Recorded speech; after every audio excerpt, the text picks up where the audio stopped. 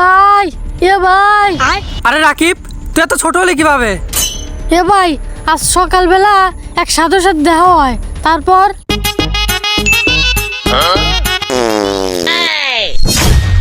মূর্খ বালক, তুই আমার মুহের পর পাতিছিস। তোরে তো আচ্ছা, তাহলে তুই আমার হাতের পর আয়। ওকে।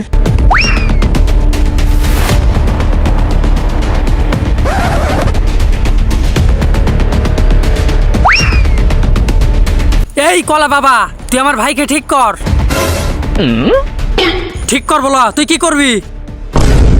কি তুই ঠিক করবি না? এইবার বল, তুই ঠিক করবি নাকি গুলি খাবি? ও, আমি তো মজা করতেছিলাম। এই নাও, এখান থেকে 2 কিলোমিটার দূরে একটা পুকুর আছে, সেখান থেকে পানি নিয়ে আসো। দে তাহলে।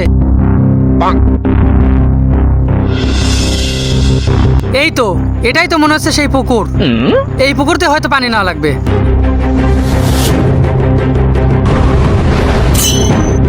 এই ছেলে, তুই এখান থেকে পানি নিতে পারবি না। কে? এই পুকুর তোমার বাপের নাকি?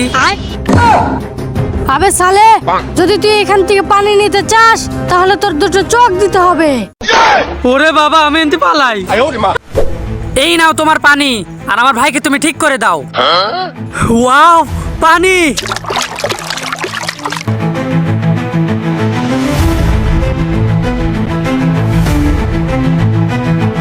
যখন তুমি ওইভাবে ঠিক করবে, তাহলে আমার এত কষ্ট করে পানি আনা লাগে। তুই যে পুকুরের পানি আনছিস, সেই পুকুরের পানি খেলে মানুষ অমর হয়ে যায়।